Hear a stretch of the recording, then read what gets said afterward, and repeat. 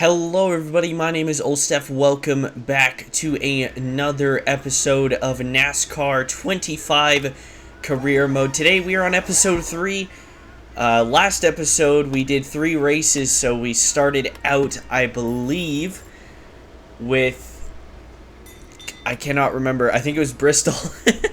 It was Bristol, and then somewhere else where I finished 32nd. Oh yeah, it was Bristol, Rockingham. And then we finally got our first career victory at Talladega Super Speedway. First victory for UISA. And today we're doing 2 more races. Just 2 today. Trying to make the episodes a little bit shorter, but they probably won't be. Because, you know, we're starting to get a little bit better, so there's going to be more stuff to add into the recaps and whatnot. So that's going to be how we do it. But we're on to week 6, which is Kansas, the first mile-and-a-half track of the season here in the ARCA Menard Series. And we were able to accrue enough money in the Talladega win to finally afford some level 4 parts. So we get the level 4 engine in there. And on lap 1, we actually managed to successfully complete our practice goal. So we just end practice right there. Don't really need anything more.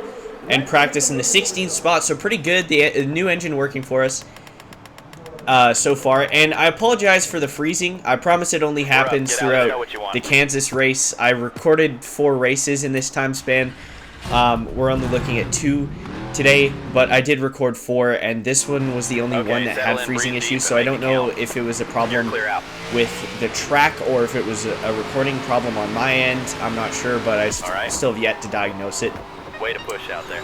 But we get our, I believe, our best qualifying effort of the year, so we get back-to-back best qualifying efforts. This time we qualify in the top 15. Butterbean puts it on pole, and at this point I'm thinking, did I leave the difficulty too low? But no, I checked it after the race and it was still at 100. I bumped it down from 101 to 100 just because I knew I had a couple harder races coming up. So I had to account for that. But you'll see, it doesn't really matter. We're still in one of the worst cars in the field, but you know, we got a little bit of a lucky qualifying here, and we're going to try and make the most of it.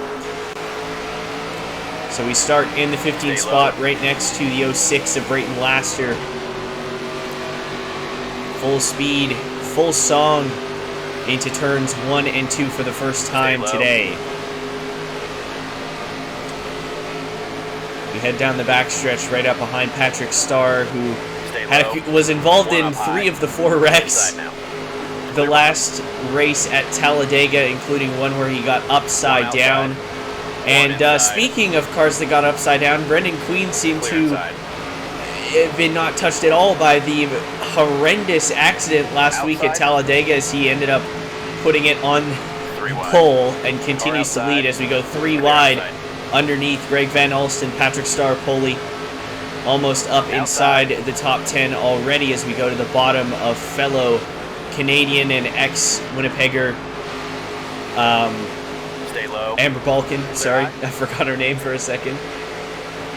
We go down the backstretch to the back of Isabella Robusto. Help her a little bit through the corner. We go to the bottom of Andy J. And we're not lifting on Andy J as we go by him down the front stretch. Stay low. And something that you'll notice here is that we're very quick on the exit of the corner, but I have to let off a lot on entry, so that's kind of where we lose our most time, on the entry to the corners. Or midway through the corner, I should say. Clear outside.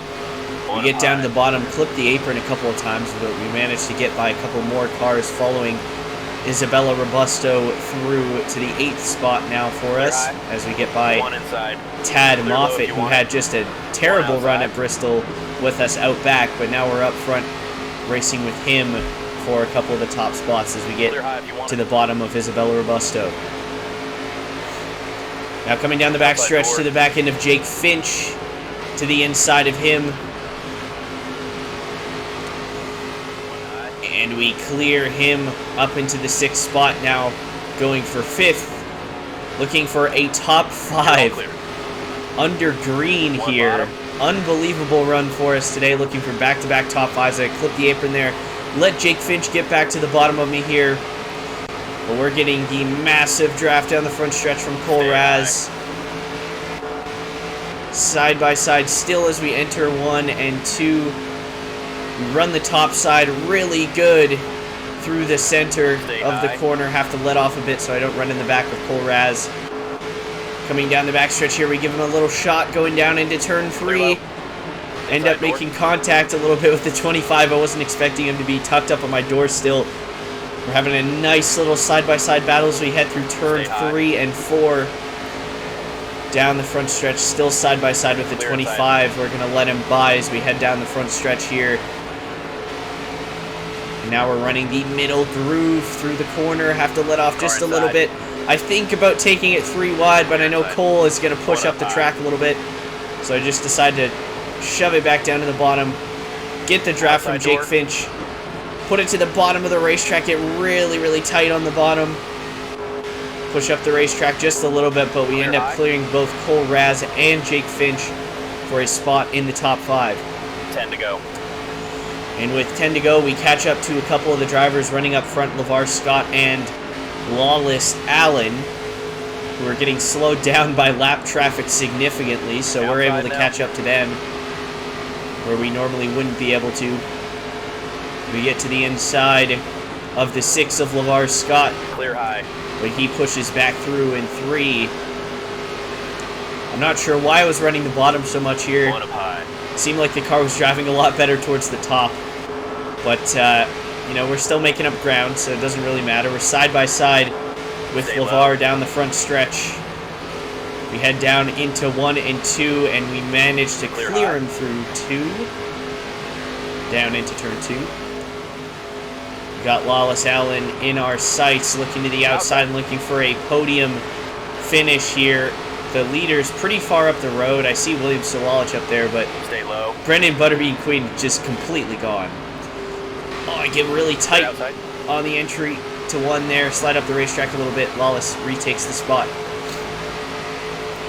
We're able to stick with him, though. Inside. A few laps later, going to the outside. He blocks outside. We go back to the inside. He responds.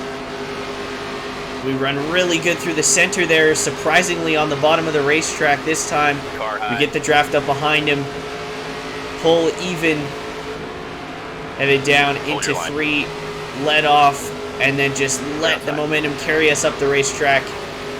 And I clear into the 3rd spot. 5 to go. Right, bring it in and pit this time. All right, let us know what you need. And with 5 to go, we take our 1 and only pit stop, which will be obviously no tires because we don't really need them. The tires will be pretty worn, but not to the point where it's going to be impossible to drive. We do only take half a can of gas because we don't really need anything for 4 laps of running. But only our second leader is pitting. Only our second pit stop under green. Car ahead is pitting. No mistakes this time. I actually take what I want this time. And really slow getting up to speed here, so we get passed by both Lawless Allen and LeVar Scott in this cycle. I was really slow getting back up to speed here. 1 high. But we take a lead lap finish, hold on to our top 5. Top 5, great finish. And get back-to-back top 5s for the first time in our career.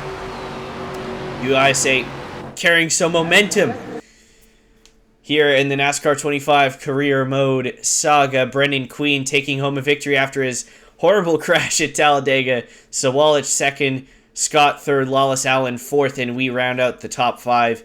There's the rest of your top 20. Isabella Robusto surprisingly does not finish inside the top 10 today. That's going to put a damper on her points lead, and Amber Balkan with a solid top 15 finish.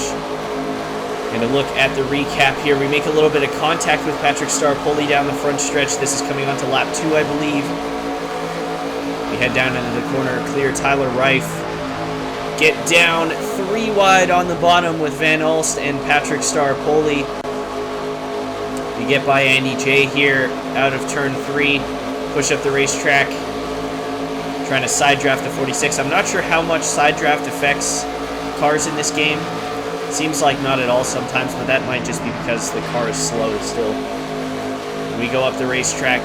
Manage to pass Isabella Robusto and get up into the top 7. And this is our nice little battle up inside the top 5, top 6 positions. I tried to go to the bottom there of the 76. Didn't quite get there. He shut the door on me. And then the 25 took advantage of that, gets to my inside. We head down here into turn 1 and 2. Get the run off the top side. Once again, don't really want to piss off Cole Raz, but like I gave him a little tap here, but in this entire battle, that was the only time I ever gave him a tap, and he held on to it. And he was the only guy mouthing off at me at the end on Twitter, which, you know, it's Twitter, so whatever, but, you know, I still feel like dissed by that, because, like, I didn't do anything wrong, you know? I was trying to give him help into the corner. But we end up getting by both of them. Great little battle here with Jake Finch and Cole Raz. Probably the most exciting part of that race. And another battle here inside the top 5. This is actually for a podium spot with Lawless Allen.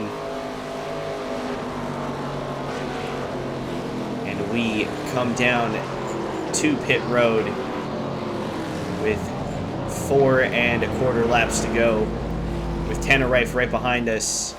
We come out relatively in the same spot, a little bit of lockup, no big deal. We get lap speed, clean racing rep. This is the first time where we get rep across the board other than pole, of course. Thank you to Jake Finch and Patrick Starr for praising me. I really appreciate that. And Cole Raz mad at me for basically no reason. You know, I did give him a little bit of a tap, but it wasn't malicious by any means. I'm sure that'll be sorted out later. You know, we're fellow Ford drivers, so we got to stick together. And because we finished in the top 5 in that race, I did a couple more settings changes to try and make it a little bit more difficult on myself. I raised it back up to 101 difficulty and then messed with the AI tire wear and stuff a little bit, just so, you know, something like that doesn't happen again. I'm not complaining about a top 5 finish, but it was kind of like out of nowhere, and I was still only on like level 2 parts for like everything other than an engine, so I'm not sure if that had something to do with it. But we did get a sponsorship deal. I believe it, yeah, Big Fish BBQ.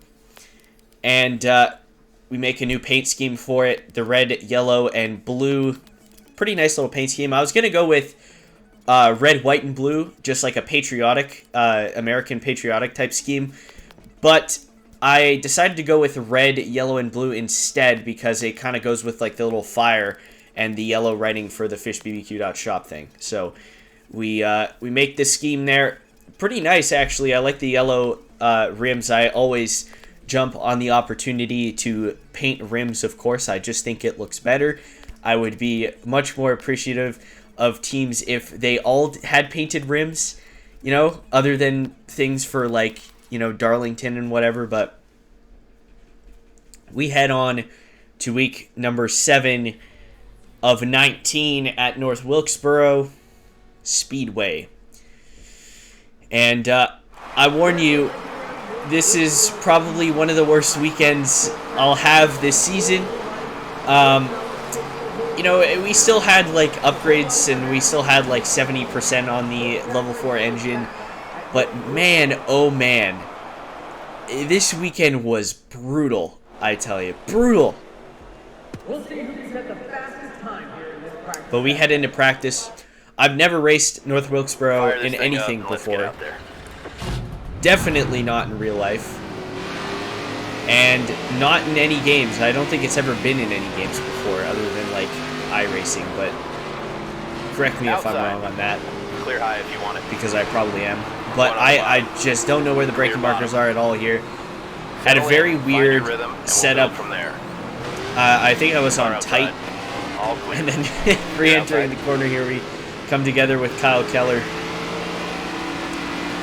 The rear end really getting loose out of the corners. And my problem here is that, you know, we get our best lap. We make our practice thing here. But I wanted to carry on and just get a better feeling for the race car.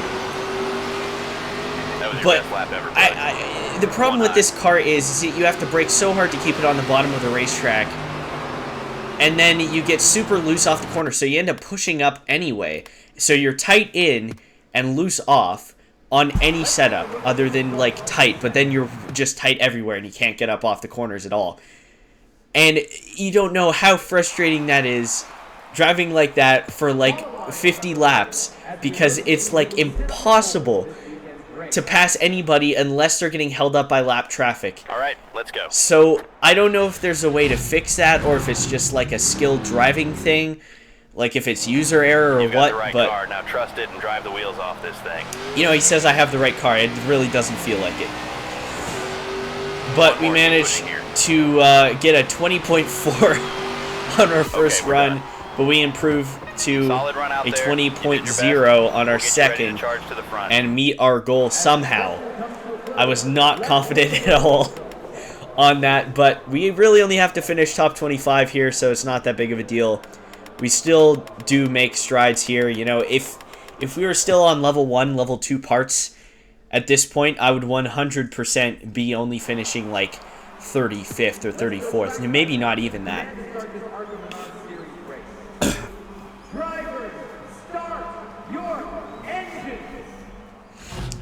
But we get going for the 7th race of the ARCA season, right up behind DL Wilson and Eric Johnson Jr. on the start. Car outside.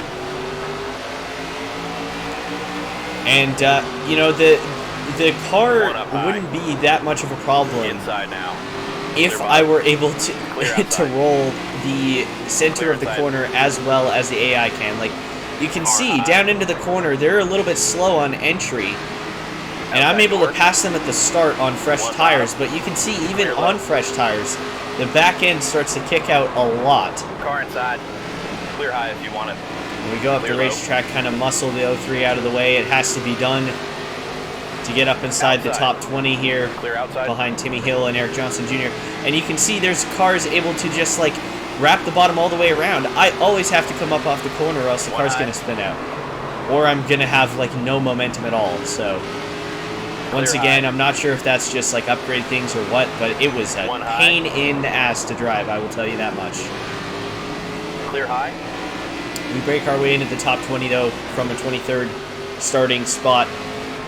Making up some pretty good ground for the start of this race, but this is kind of where it starts to plateau.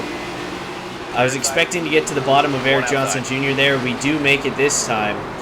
I send it way too far into the corner, end up pushing up the track just a bit. We do end up passing the 5 car, but that 56 is looking very, very fast in the rearview mirror. Car low. You can see he gets to my inside there. Just barely clear, and then heading down into 1 here. Car inside. Didn't brake at the right spot, and the 56 gets to the inside of me once again. And I try and block it here into 3 and 4. And this is a couple laps later. Just send it way too deep into the corner. Was never going to make it. I don't know what I was doing there. But now the 56 is to our inside. Kind of chopped the nose off him there. But that's kind of how I have to race if I want to keep it inside the top 19, top 18. We're already starting to go through a couple of lap cars here. If we didn't have the upgrades, I 100% would have been one of these guys here, and we let the 56 to the inside. Outside now. Because I kind of got jacked up behind the 3 car there, but, you know, not really his fault. That was just me not being able to turn the race car. So we're once again behind Timmy Hill. Almost give him a little bit of a shot there into 1 and 2. We get a little bit of a run off the corner. Car outside. Get to his inside. Clear up top. Trying to shove him out of the groove there so that I can maybe make a run at him, but halfway point right there. Car we still end up getting past, and then we give him a little bit of a shot that time. Clear inside. Didn't really unsettle him at all, though. Looking a lot like the next gen. Clear outside. Right there, that was a pretty good corner, but you can see even if I'm letting off, I still push way up out of the corner here. So now we get to the inside of the 56. Kind of have to muscle him out of the way. Clear outside. And we get our 18th spot back. And here we go. This is a little bit of contacts here. One outside. I did not really get to the bottom of Brayton Laster there, but he's a lap car and just parking it on the bottom line. I mean, it was my fault initially for running into him, but if there's a faster car behind you and you just decide to park it on the racing line, I mean, I don't know, man. I think you deserve the next couple of hits. Outside. So now we're more than halfway through the race, going through a couple of lapped cars here. This is an interesting thing here because I just got lapped by the leaders, obviously. As you can see, we're battling with 6th place Brendan Queen. We're in 18th spot. But I've also got Greg Van Alst ahead of me, and we just passed another car that was more than a couple laps down. We're 4 wide here with Isabella Robusto, Greg Van Alst, and Alex Quarterly, all on different laps other than me and Greg Van Alst. So, pretty cool. We're right in the middle of the Hornet's Nest here. They're going 4 wide ahead of us there. Just crazy racing. But with the help of all those lap cars, it slows up to 35, and we're able to get another spot away, this time from Greg Van Alst, and then we slide one on Zach Tinkle in the corner, trying to get the 16th spot away, and we get another one. 5 to go. And coming back to the 5 to go here, send it way too deep into turn 1. Car inside. Accidentally let the 35 go by on my inside. Unfortunately, he takes the 16th spot away from me. And then this is coming to the 2 to go. 1 outside. We get really close to him here, but I don't really want to send it in there and destroy him because I still want my rep points at the end of the day. And car outside. Go down to the inside here. If you want it. Car high. That's about as close as I could get to him. Headed on to the final lap. Clear high if you want it. Once again, we get really close to the back end of the 35. And then down into 3 and 4. Not quite enough speed to roll the center like how I want to. The rear end gets way out from underneath me. Nothing wrong with the top 20. But we still managed to keep it inside the top 20 there. But that's probably the worst race that I've had since Phoenix. That did not feel good at all. But William Sawalich takes home yet another victory. I believe that's his 2nd on the season, if I'm not mistaken. Tyler Reif with another top 5 there. There's the rest of your top 10. And there's the rest of your top 20. We finished right behind Greg Van Alst, ahead of Zachary Tinkle, Jason Kissmiller, and Timmy Hill. Here's another look at some of the stuff that happened. Not much happened in this race, to be honest with you, but we get by the 5 of Eric Johnson Jr., get into the wall there out of turn 4, get really, really, really loose underneath Ed Pompa, one of the lap cars. Managed to get by him, though. And then right there, that was the same lap that I let the 56 get to my inside. Didn't realize he was right with me there. Kind of drove into him there. And then down into the corner. Could not make up that spot. Still getting sideways. Look at how sideways the car is out of the corner. And I think, if I'm not mistaken, I was running 25% loose. So that was maybe a little bit of my fault. But like I said, I did a lot of practice. And the only thing that was working for me like remotely was the 25% loose, even though I was getting so loose out of the corner. So there was the contact with Brayton Laster, the lap car there. Not proud of it, but at the same time, I think he kind of deserved it from my perspective. And this is our battle in the Hornet's Nest. Bunch of cars. We end up getting contacted by the 55, 4 wide there for a second on the inside of the 35 of Greg Van Alst. We get to his inside right here. and actually get a very good run out of the corner and manage to pass him. But we end up getting passed back just as quickly. And there's the Omega slide job on the 11 of Zach Tinkle. And then right here is where I kind of blew it down into turn 1. Let the 35 to my inside, and he ends up passing me, and there's really no getting the spot back after that. But still not too mad about a top 20 finish, you know. Especially not on a track like this. And then this is on the final lap, getting so loose out of the final corner.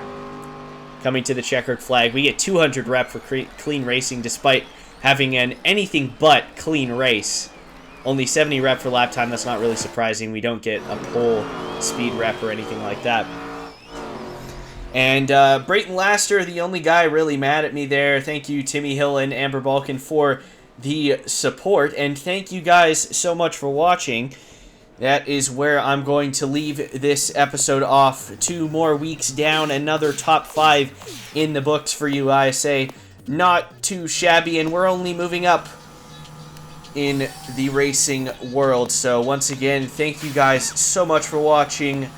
This has been Old Steph, and I'll see you in the next episode of NASCAR 25 Career Mode in the ARCA Menard series. Peace.